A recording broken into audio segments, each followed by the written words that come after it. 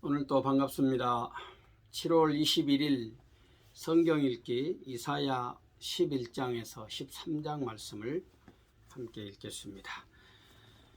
이새의 줄기에서 한 싹이 나며 그 뿌리에서 한 가지가 나서 결실할 것이요 그의 위에 여호와의 영 곧 지혜와 총명의 영이요 모략과 재능의 영이요 지식과 여호와를 경외하는 영이 강림하시리니 그가 여호와를 경외함으로 즐거움을 삼을 것이며 그의 눈에 보이는 대로 심판하지 아니하며 그의 귀에 들리는 대로 판단하지 아니하며 공의로 가난한 자를 심판하며 정직으로 세상에 겸손한 자를 판단할 것이며 그의 입의 막대기로 세상을 치며 그의 입술의 기운으로 악인을 죽일 것이며 공의로 그의 허리띠를 삼으며 성실로 그의 몸의 띠를 삼으리라.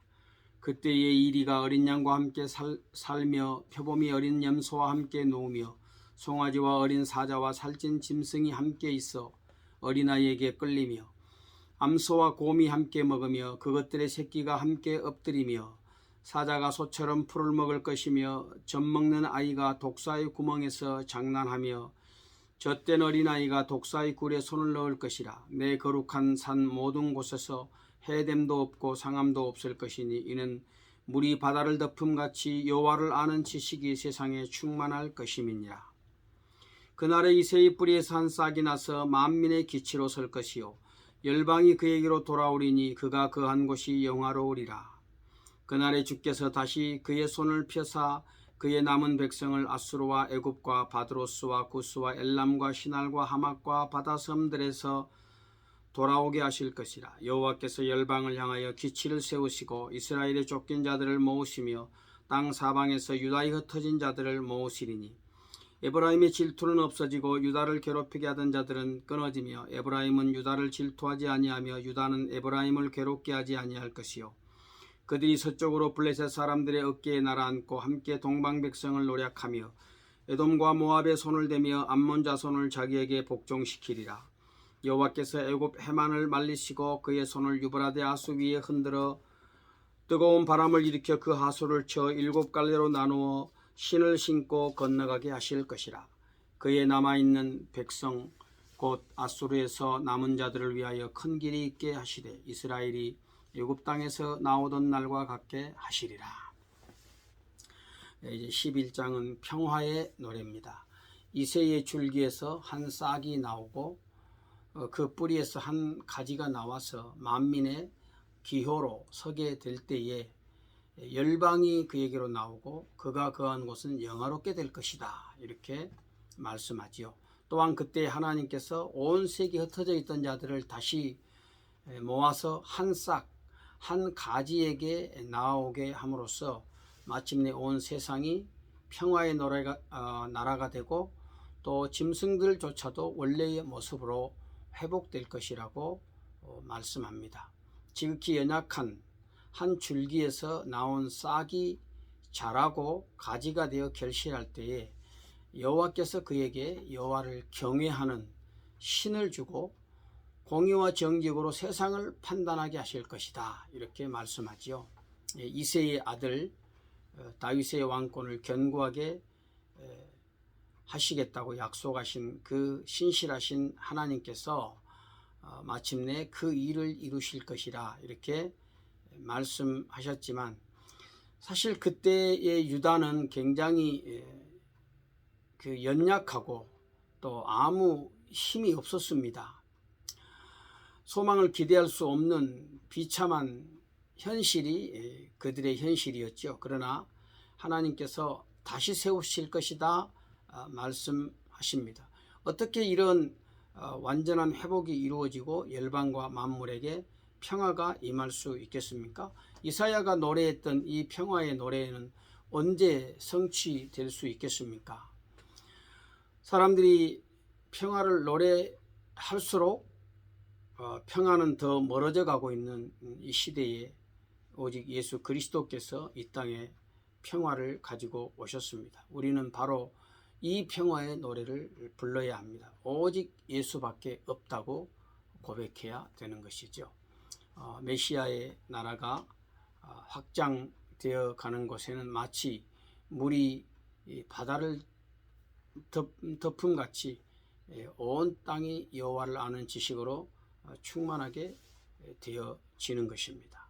고난과 또 역경 가운데서 우리가 불러야 할 노래가 있다면 바로 그것은 평화의 노래, 곧 예수 그리스도를 소망하는 삶이 되어야 하는 것입니다. 12장 그날에 내가 말하기를 여호와여 주께서 전에는 내게 노하셨사오나 이제는 주의 진노가 돌아섰고 또 주께서 나를 아니하시오니 내가 주께 감사하겠나이다 할 것이니라. 보라 하나님은 나의 구원이시라. 내가 신뢰하고 두려움이 없으리니 주 여호와는 나의 힘이시며 나의 노래시며 나의 구원이심이라.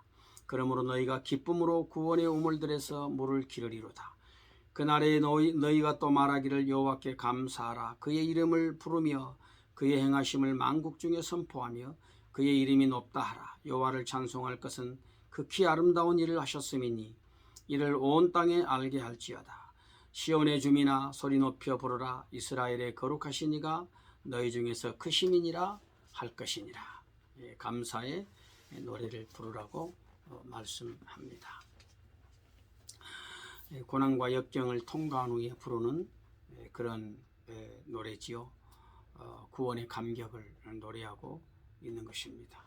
오늘 하나님의 백성이 부르는 감사와 찬송과 이 구원의 노래는 하나님을 기쁘시게 합니다.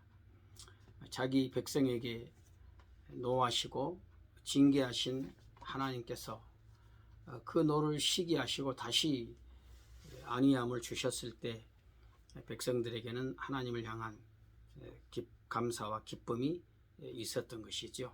하나님의 자녀가 자녀답게 살지 못할 때 하나님께서 징계하시지만 그러나 그들을 아주 버리지 아니하시지요. 마침내 그 노를 거두시고 불쌍히 여기셔서 징계하셨던 것을 후회하시는 그래서 구원을 베풀어 주시는 하나님이십니다. 우리 하나님께서 죄인들을 사랑하셔서 독생자 예수 그리스도를 보내주시고 또 우리와 화해하시지 않았습니까? 누구든지 예수께로 오면 조건 없이 받아주시고 오늘도 여전히 예수의 이름을 부르라고 죄인들을 초청하고 계시는 것입니다. 13장 아모스의 아들 이사야가 바벨론에 대하여 받은 경고라. 너희는 민둥산 위에 기치를 세우고 소리 높여 그들을 부르며 손을 흔들어 그들을 존귀한 자의 문에 들어가게 하라. 내가 거룩하게 구별한 자들에게 명령하고 나의 위엄을 기뻐하는 용사들을 불러 나의 노여움을 전하게 하였느니라. 산에서 무리의 소리가 나며 많은 백성의 소리 같으니 곧 열국 민족이 함께 모여 떠드는 소리라. 만군의 여호와께서 싸움을 위하여 군대를 검열하심이로다. 무리가 먼 나라에서 하늘 끝에서 왔으며 곧 여호와와 그의 진노의 병기라. 온 땅을 멸하려 함이로다. 너희는 애곡할지어다. 여호와의 날이 가까웠으니 전능자에게서 멸망이 임할 것이미로다.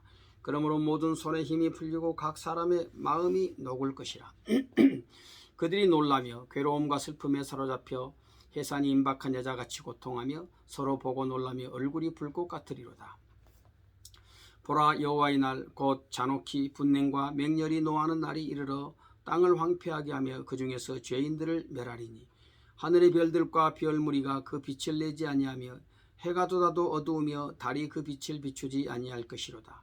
내가 세상의 악과 악인의 죄를 벌하며 교만한 자의 오만을 끊으며 강포한 자의 거만을 낮출 것이며 내가 사람을 순금보다 희소하게 하며 인생을 오빌의 금보다 희귀하게 하리로다.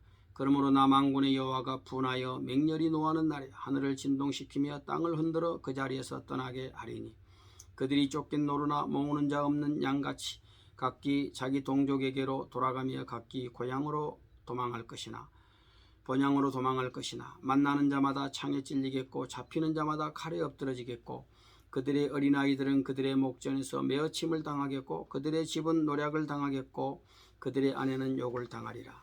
보라 은을 돌아보지 아니하며 금을 기뻐하지 아니하는 메대 사람을 내가 충동하여 그들을 치게 하리니 메대 사람이 활로 청년을 쏘아 죽이며 태의 열매를 긍휼히 여기지 아니하며 아이를 애석하게 보지 아니하리라.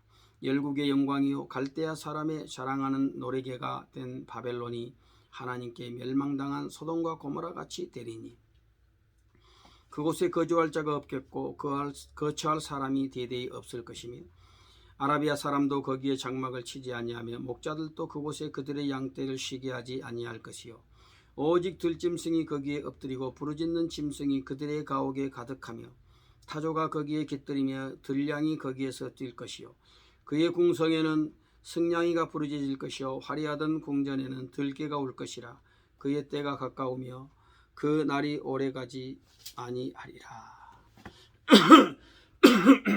바벨론의 운명에 대해서 말씀을 합니다. 이사야 선지자는 바사와 메대와 바사 사람들에 의해서 바벨론이 멸망하게 될 것이라고 이미 200년 전에 그 제국의 몰락을 예언했어요. 이사야의 예언처럼 바벨론은 메대와 바사에 의해서 멸망이 되지요. 성경은 당시에 아직 역사의 무대에 등장하지도 않았던 그 제국의 이름을 정확하게 기록합니다. 그때에 그 예언의 의미를 이해했던 사람이 누가 있었겠습니까? 수백 년 후에 일어날 일들이었기 때문에 아무도 이해할 수 없었죠. 그렇지만 결국 이 역사의 흥망성쇠를 하나님이 주관하고 계신다는 것을 이사야 선지자는 분명하게 말씀했죠. 그래서 바벨론이 멸망한 이유는 그들의 교만 때문이었습니다. 하나님의 백성을 징계하는 그런 도구로 바벨론이 쓰임을 받았었는데, 그런데 이 바벨론이 하나님의 어떤 그 뜻에 반하여 너무 지나치게 이렇게 참 하나님의 백성들을 잔인하게 학대하고 또 마치 자기에게 무슨 능력이 있는 것처럼 스스로 그렇게 높아져서 교만하게 행했지요. 그래서 하나님께서 그 땅에서 소망을 뺏으시고 또 악인의 죄와 오만한 자의 그런 오만을 끊고 강포한 자의 거만을 낮출 것이다, 이렇게 말씀을 하십니다.